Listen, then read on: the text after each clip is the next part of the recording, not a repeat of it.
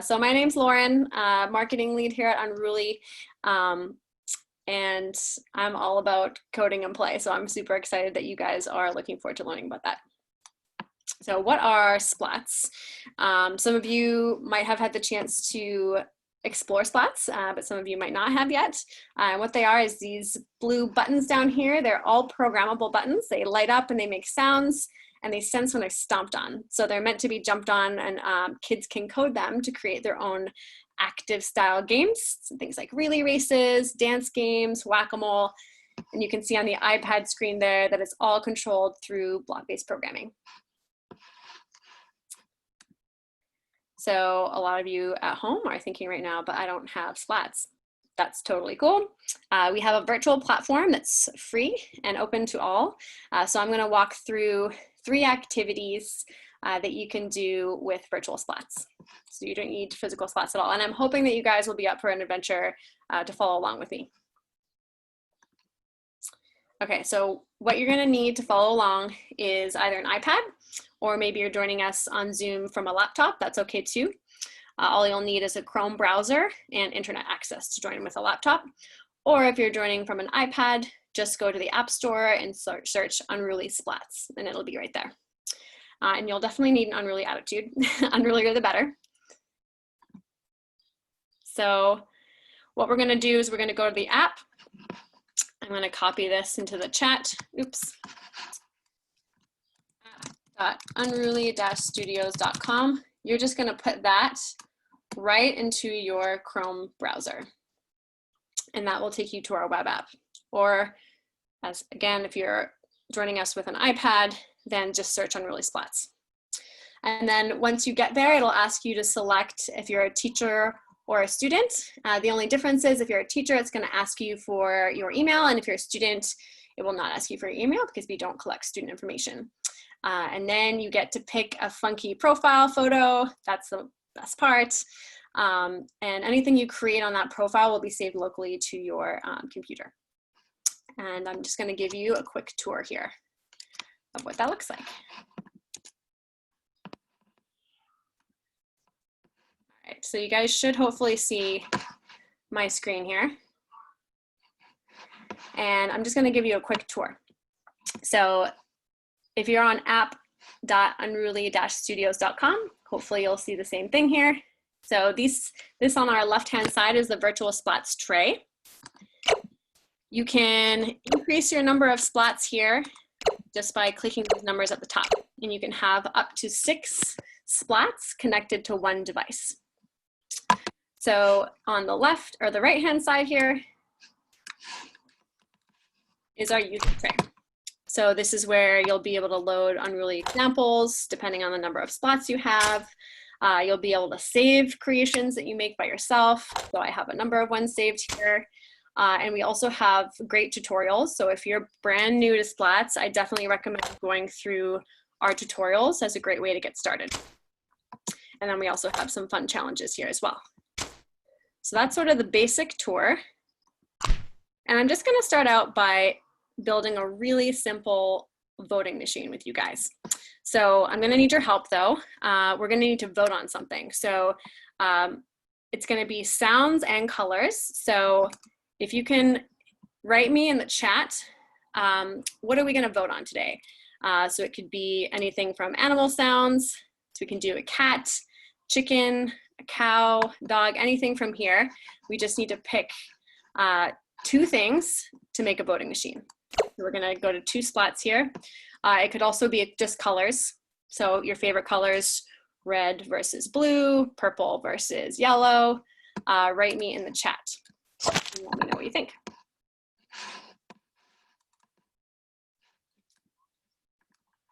All right. Blue and green, okay. Any sounds? It's always fun to do sounds and colors.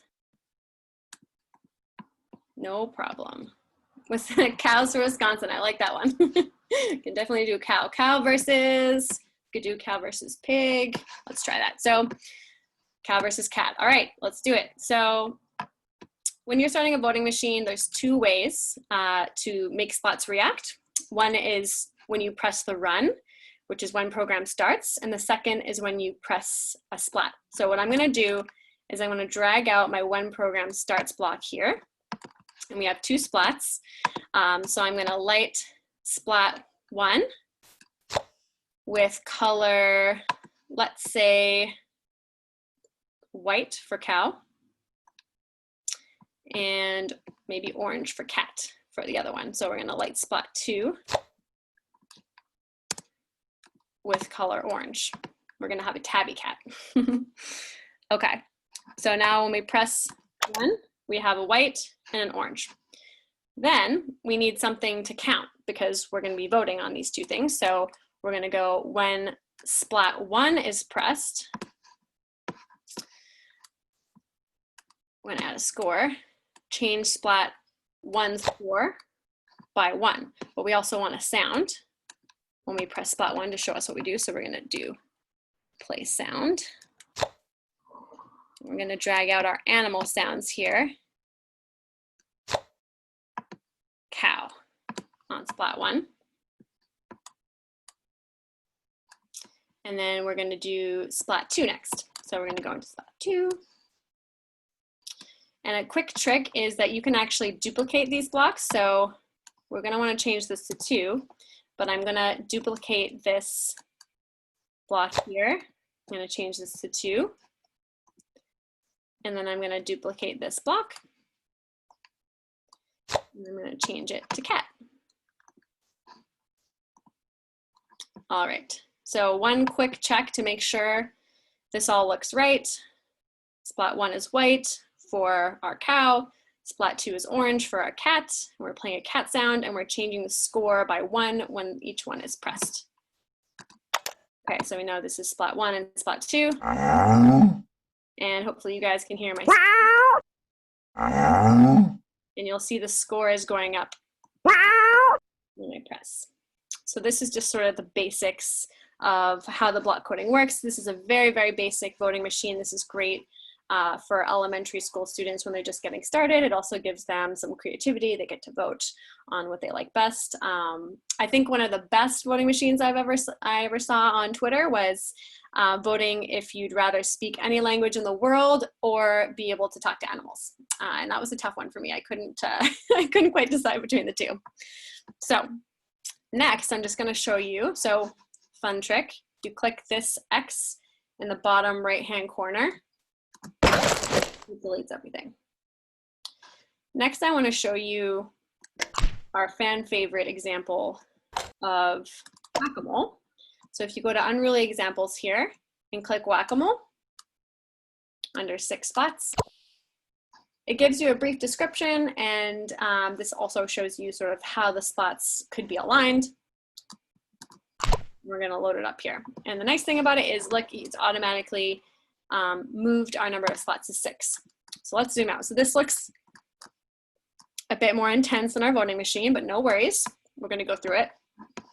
So all this says is when the program starts, we're setting the number of spots to 6, and the number of moles that will appear is set to 10. That means there's going to be 10 moles in total, and it's going to be random.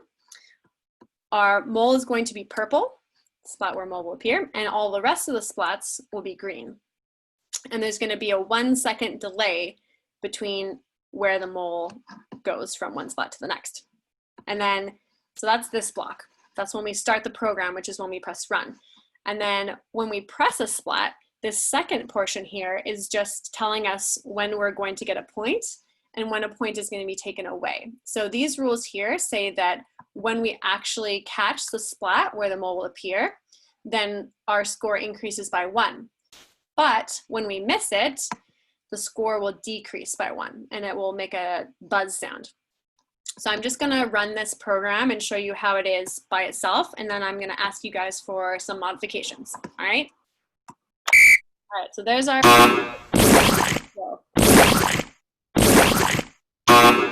I'm too slow. Remove. I'm going to stop that, but that would go for 10 moles. So as soon as the moles would run out, it would end, and we'd hear a cheer sound. Yay, this is where the cheer sound is. So I'm going to ask You all here today, what modifications do you think that we could make here to the code? Or if you were doing this with your students, what modifications would you suggest that they explore? This is a great way to get familiar with block coding if you have never done it before, is just by starting with examples and then playing around with the modifications. So write me in the chats, I'm listening. Please tell me what modifications we could make here. Could be changing the colors, could be making the moles go faster, making the moles go slower if you wanted to actually make the mole or the splats farther apart around the room. Yep, definitely could change the sounds. That's a good one. So right now we had it making a splat sound when you got it correct and a buzz sound when you got it wrong. So I'm going to change this to maybe a doorbell when we get it right, and a, what should we do when we get it wrong? Could do, let's do a laser blast. And I'm also going to change the colors. So I'm going to do the splat where mole up here is red, and then the rest of them will be purple because it's my favorite color. All right, so now I'm going to just show you real quick what that looks like. And hopefully you have this loaded so you can experiment with it too. And Kim is asking, would you have the students code this? So it depends on what your student's level is. They could totally code this.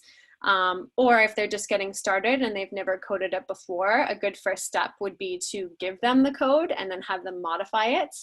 And then maybe have one group of students code the when programs start rules, and then have a different group of students program the rules for scoring. So that's one way to code and play, and we'll definitely talk about that more as well, because there's a ton of different ways to code and play. But let's run this and see what happens.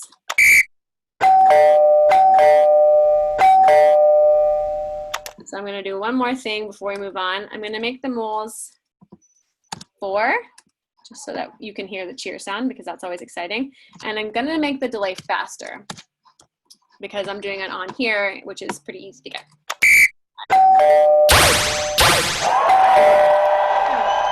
Pretty fast. Okay. Julie's asking, what age group would this be for? So splats in general are great for K through 8. So as young as kindergarten, that voting machine that we did would be great for kindergarten up to grade, say 1 or 2, or just beginners in general. And then this one, it includes some variables, so but it's still pretty simple, so I'd say this is still probably good for upper elementary school as well. But more on that, we have tons of different lesson plans, and they all align with CSTA standards from K through 8, so that's what we recommend it for in general. Okay, so I'm going to exit out of here and go back to our slides. Nice. All right. I included a photo of kids here. Oh my gosh, I love their faces. This was at a PE class that we visited early in the year in the Bronx, and I believe that they are playing Four Corners here. They're super excited. This was in a PE class of youngins. Right. So I'm going to go through a couple virtual specific activities next. The whack-a-mole and the voting machine was really just sort of a way to show you how the platform worked, but I hope you'll follow along with me in these challenges as well. Awesome. So this one is called Splats Memory Challenge, and it's perfect for doing virtually. You do not need to have the physical splats to play this. So I know it might look a little bit intimidating, but we're going to go through it step by step. So I'm going to exit here and go back. And this one is not an example, so I actually have it here in my Unruly Creations. I'm just gonna, hopefully everyone can see, okay. So first things first, I'll just show you how it works. So how it works is that it's gonna light up 2 splats randomly, and if I get it right, then all the splats will light up green to tell me that I got it right. And if I don't get it right, then the splats won't light up. So, and it's just going to continue to run like that. Okay, so I'm going to show you. And we have 6 splats for this one. I got it right. All right. Got it right again. And then see if I do this one, it's not gonna light up green until I click the right one. Okay, so what's going on here? Seems pretty simple, but the code can get pretty complicated. So when the program starts, we have a function here, which is basically just a way for us to package our code. And what the function says is that light splats, so we're setting the splat to 0 so that we know that the game is gonna restart after each round.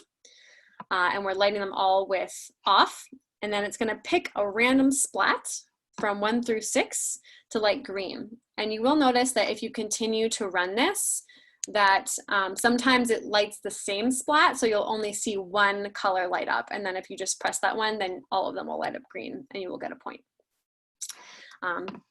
There's a delay between each of 0.5 seconds. So that's what the function is. So when we press the run button, that's what's telling it what to do. This is the whole light splats function here. Next, we need a code to tell the splat when to give us, there's no points in it, but basically it's telling us when we got it right and when we didn't.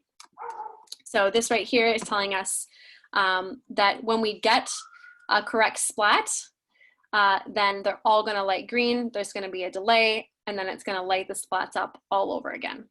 And same thing with splat 2. So this is just saying that this is only gonna happen when both splats are pressed correctly. So we have the correct splat, which is set to 0. So when it equals 2, then all of the splats are gonna light green, we're gonna have a delay, and it's gonna light the splats again. We also have a lesson plan for this, which I'll just show you real quick. So this is the code key here, and this is what it looks like. So usually all of our lessons have a game summary, and I'll also tell you what CSTA standards it aligns to and the group setup. So if you were doing this in a classroom, what it would look like, or you can also play this one without splats. So this is the code key and just sort of explaining what the first part is doing, some notes for students. So you can print this out and have students do it. And then the part 2 showing what happens when the splat 1 and 2 are pressed and what makes you get it correct to restart the game again. All right, and then we also have activity outlines here. Oh, you can't see it. Okay. No problem. Let me share my screen again. There we go. Thanks for letting me know. All right, so this is the activity outline. I'll just go through it once again. So basically, it's just telling you what the code does for each section. There's a notes section here so that your students can make some notes if you were to print this out or send it to them. And then it also has an activity outline here. So it'll tell you, how you can lead the class along with it. So this is meant to be for teachers and kind of guiding you in a step-by-step. And then it even has some things here for going further. So, and these are the standards that it aligns to for CSTA. So what do you guys think? Is there some other things that we could do for this to go beyond it? How would you want to modify this if you had your students, coding this? One thing that I did mention was that there's no scoring. So scoring is a great way to add extensions on here, as well as timers. Any other ideas? Write me in the chat, let me know.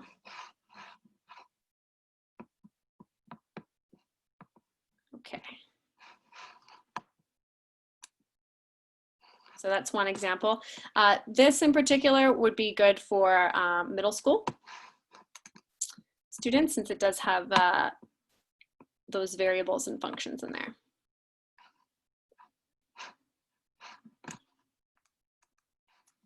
just going to go back to my slides.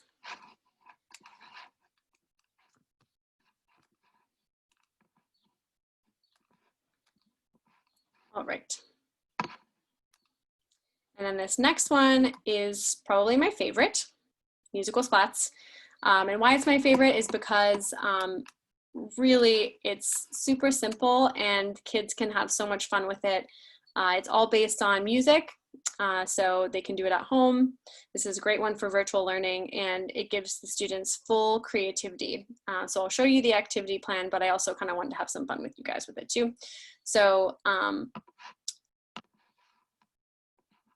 if you want to get your blocks ready here, you'll need a when program starts block, a snare drum block, which is in your sounds, and then you'll drag out the more drums that you'll see there too, the delay button, which is in controls, and then the repeat button, which is also in controls. So I'm going to do this with you. Oops. Okay.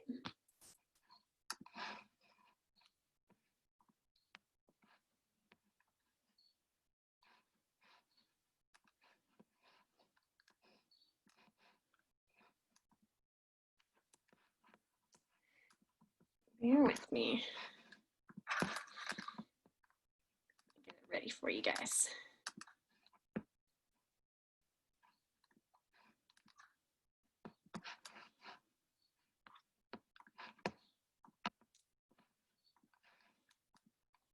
All right, so your screen should look something like this. Oh, and I'm going to share, sorry, I'm going to stop sharing and share my sound so you guys can hear it too. I always forget to do that. There's a little, oh, there we go. Perfect. Okay. So we have when program starts, which is found here. Make sure you got the repeat, which is here, and the delay button, which is also here. So I'm going to drag this repeat button here so that it's easier for us to make our drum machine. And I'm going to pick a snare drum here. Then I'm going to drag my delay block underneath here. And then under more drums, so you can duplicate this by right-clicking, hitting duplicate. I should also say anything outside of the program starts won't do anything. So for example, if I take all this stuff out of the when program start and I start my program, nothing's going to happen. But when I put it in, this out, then you'll hear that. So I've repeated it 4 times, got my snare drum here, and then there's a delay at the end of the one drum before it repeats again. Then if I add my second one here, what happens? And if I add it underneath here after the delay, after the repeat, something different happens. Okay, so you can have a lot of fun with this. There's a ton of different instrument sounds. You can add more instruments here. So instead of a drum, snap it in there. You can have a trombone, a clarinet.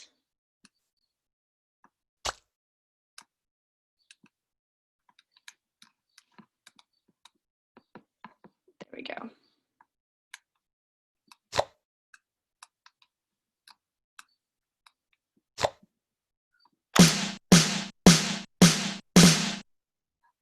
Awesome. So have a little bit of fun with it. If you want me to do something right here and now with you guys, let me know what kind of music should we make. And then I'm going to show you a student example from a student at a Montessori school in Connecticut.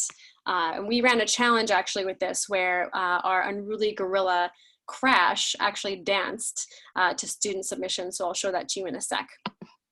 And the activity pack looks like this.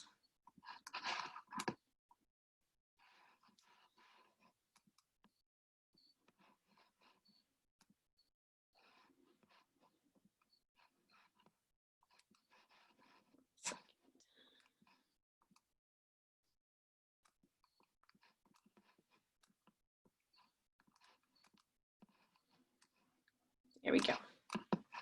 So there's actually, I believe, 4 lessons in here.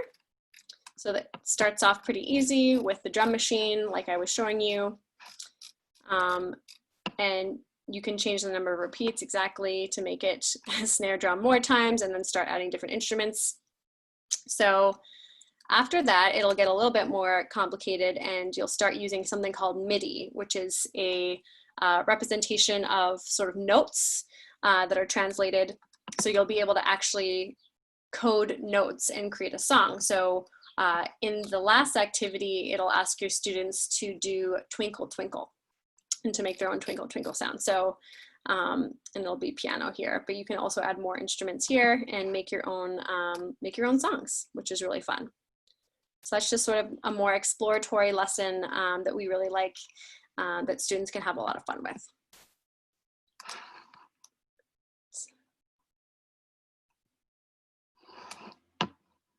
Any questions so far?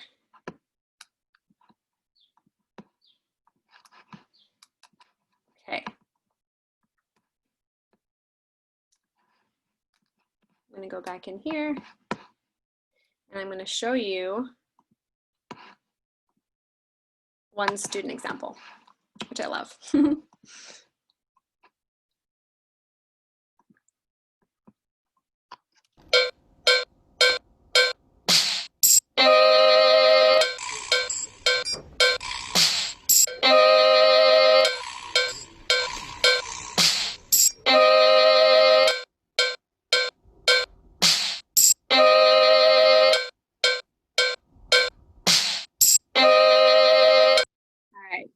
You guys get the point. So that was Crash. That was a student submission that we got from a school in Connecticut, and Crash had a lot of fun dancing to it. So we are still accepting submissions for that too. If you want to submit something from your kids, I know school is out right now, but if you have kids at home and you want to get them active and doing something, some coding at home, then we'll definitely get Crash Dance into that.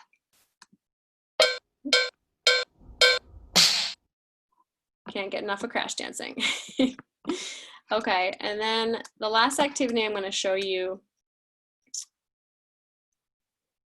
is Morse code. Okay, Kim says you need avatars to code. You don't need an avatar to code with on the Unruly Splats platform. All you need to do is create a profile. Does that answer your question, Kim?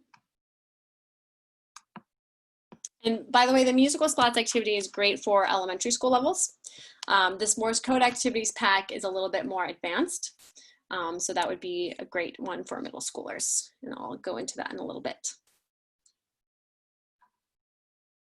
Hopefully that answered your question, Kim. All right, so for our Morse code activities, students are going to be able to send their own secret messages, not so secret because it's Morse code, through dashes and dots, and by creating dashes and dots with virtual spots. So the blocks that will be used for the first activity starts out pretty simple, and then it'll get a little bit more complex using variables to package that code. So I'll just show you an example here. So we have our Morse code alphabet here, made from dashes and dots. So that's going to be sort of our code key. And the spots are going to light up, or you could also make them make a sound to create your dashes and dots too. But for the purpose of this activity, I believe it does lighting up. So step one is to build the dots and dashes. So you're going to have light splat 1 with color green, have a delay for a 5-second, which is the dot, and have 1.5 seconds be your dash. And you're going to have the delay at the end here to delay before the next one comes. So if you want to have a whole sentence or a whole word spelled out, then you're going to need to have a delay at the end of each dash and dot to signal that the next one's coming.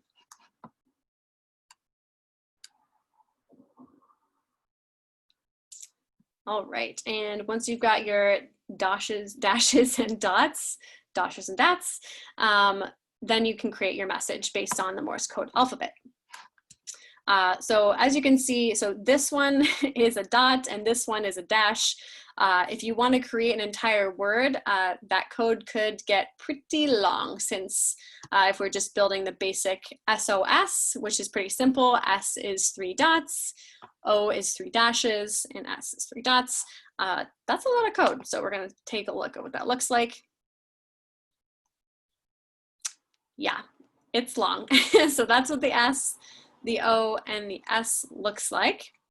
So in order to just kind of package that up and make it a lot more simple, we are going to create a function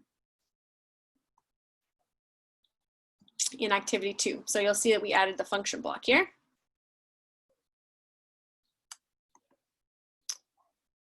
So instead of doing it all repeated again for the dashes and dots, you're going to create a function for the dot and a function for the dash, so that then when you go into your functions tab, the dot and the dash will be there, and it'll be a lot more clear what you're trying to do in the code. It'll be a lot easier to debug your code, and it's just a nice way to package it up. Also, if you guys have any questions, please feel free to write me in the chat. Happy to go over things. I know this is pretty advanced since a lot of you haven't even done block coding at all before, so definitely don't expect you to start off with this, but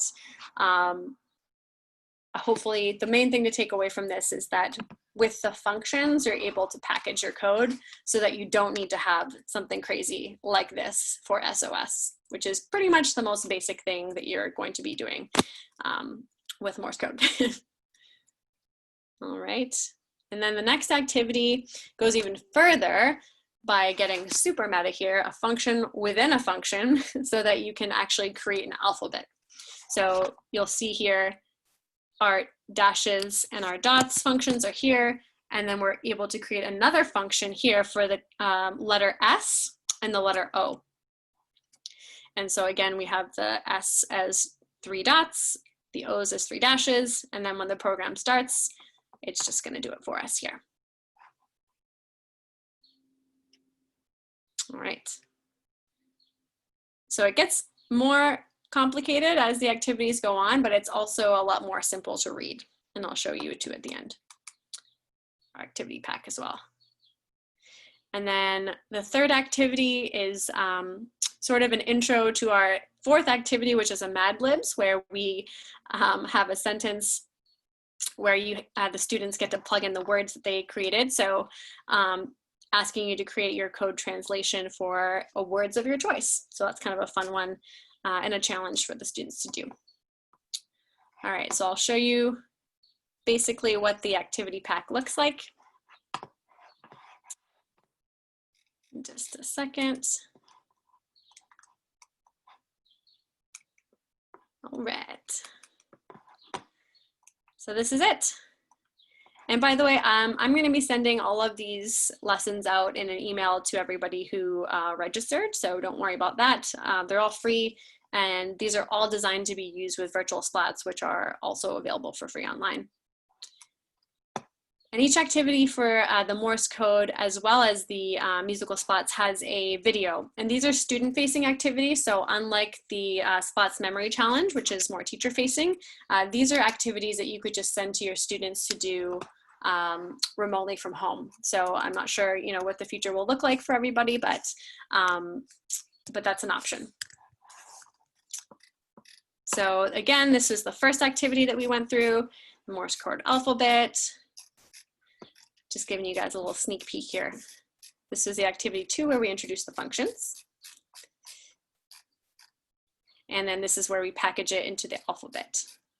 So here we go. So this is what it would look like in the end if you created the entire alphabet, so that in activity 3, when we ask students to make their own Morse code, yeah, this is what it looks like for all the alphabet. So then when you go into your functions tab, you'll see A, B, C, D, E, F, G, all the way up through Z. And then you're sending Crash a message here, and that's when students, once they actually build the whole alphabet, it's super easy to actually build the words. And then the fourth activity here is one where they have to solve a coded message here that we give you, which is a fun one. All right. Awesome. Any questions so far?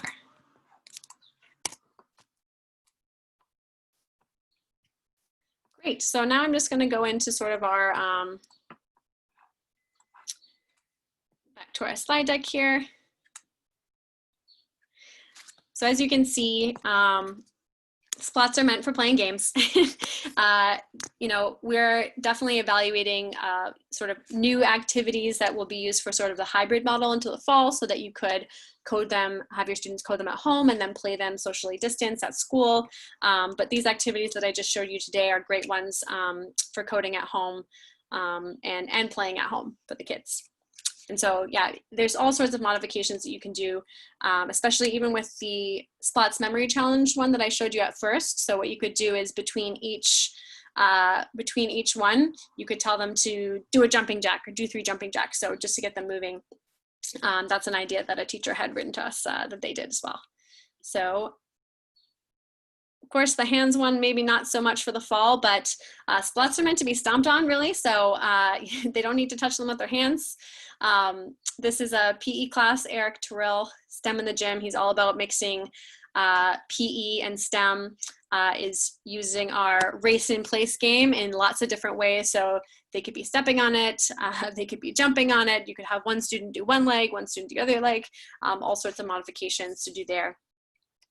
But the point is to get them moving and sweating and coding.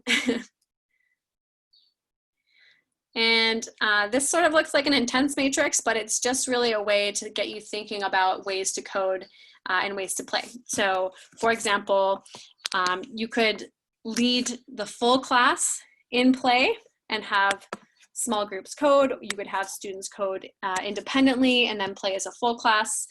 There's all sorts of different ways that you can code and play. It's totally up to you as an instructor, as an educator, which one you want to do, and you can do different ones for different games. So Emily, our education director, this is something that she would go through with you if you had one of our membership plans, just sort of ways that you wanted to integrate it into your classroom and the best ways to do that for whatever games that you want to play.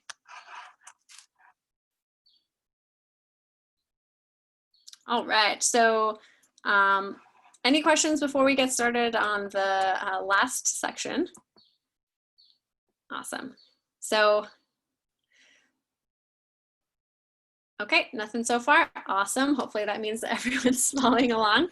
So at Unruly, we do things a little bit differently. And when we first set out on this journey, we got a lot of feedback from principals and teachers that you know, a lot of the technology in schools just was going unused. Either it was broken in the closet or the teachers didn't have enough support to use it. So we came up with a membership model where we include warranty, support, ongoing training, and we do not charge for additional seats. So that's unlimited for all the teachers in the school, and it's sort of meant to be shared as a school-wide tool.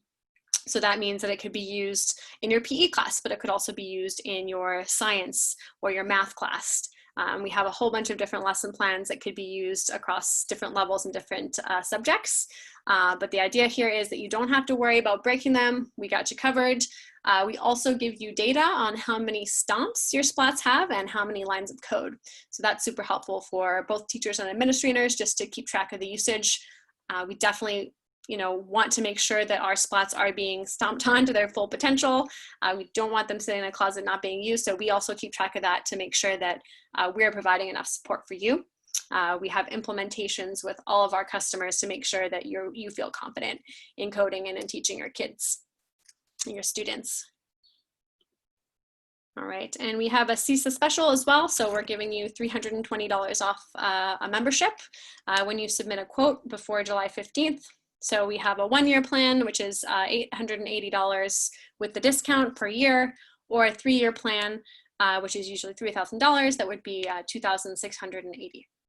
So if you guys have any questions about how the membership models works, want to be super transparent, so feel free to message me in the chat, or you can also email me here.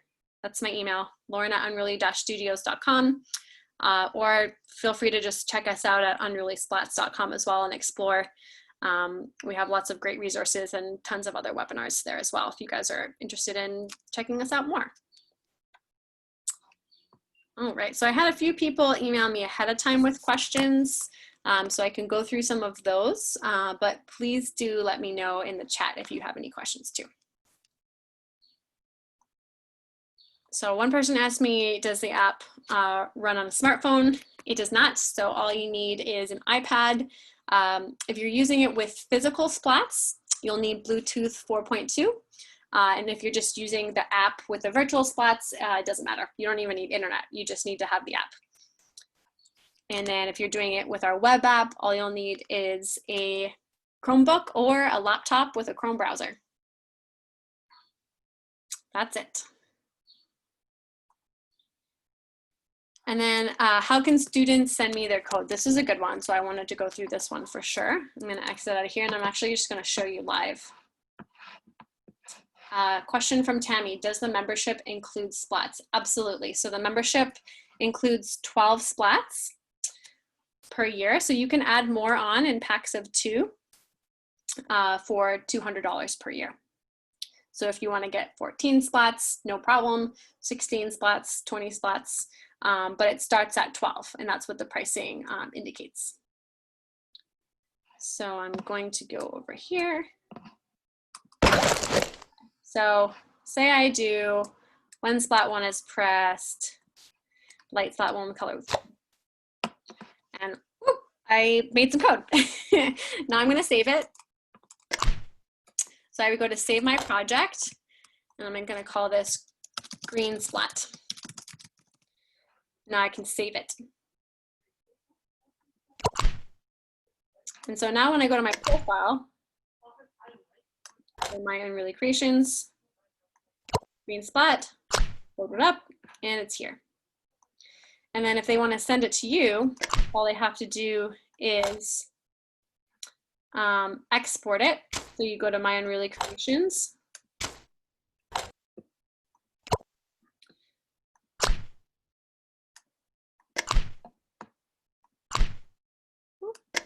There we go. Save my project and you'd export it here. So it's gonna export it as a TXT file and that's totally fine. This only works for our web app. We do not have a way to send code yet with our iPad app, but what you can do is a screen recording. And that's what Michael Furcano, who all of his class did the musical Splats activity, and he just did a screen recording and then sent those screen recordings to us and crash dance to it. So that's so far the best way, but we are working on a way to do this with iPads as well. But for now, with the web app, you just click export. You'll see right here, the green splat.txt. I'm gonna go into here, create a project. I'm gonna import a project. So right now, actually, I'm gonna import my project. I'll see green splat.txt here. And voila. Our green Splat is here. So that's how it works.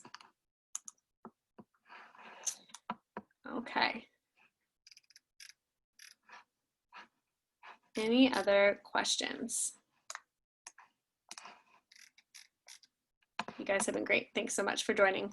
There were no other questions sent to me ahead of time. So if you guys don't have any other questions, oh, one sec. Awesome.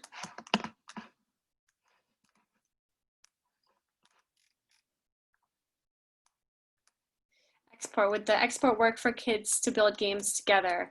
Absolutely. So yep, they could just save their own parts and then it should be super easy to combine them. Good question.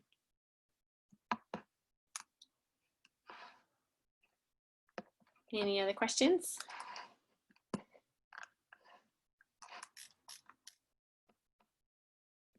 And that's pretty common too for students to work together to build a game. So when students are in person, usually we suggest groups of 3 or 4 where they're coding together, and we definitely believe in having student roles and taking turns in those student roles. So, you know, one kid has the iPad and the other kid's maybe instructing on what blocks to use. That's the way that we found works really well. Awesome. And one other thing, if you go to our website, I'll show you how to request a quote. So our deal was that if you request a quote before July 15th, that you'll get a discount. So I'm just going to quickly show you how that works.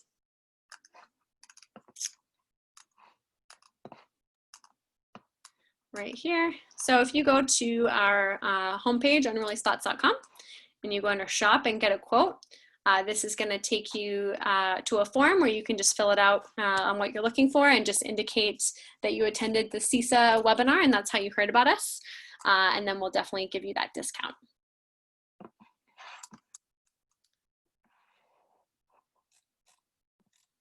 All right. Thanks for joining, Julie. Awesome. So if there's no other questions, I'm going to leave you for the night. Thank you so much for joining us. It was really fun to give you guys a presentation. I hope it was helpful. Definitely would love feedback if you guys want to learn more or if there's other things you want to explore. Please let me know. But thank you so much for joining. It was a pleasure. And hopefully we'll see you guys at the next one. Take care. Have a good night, everyone.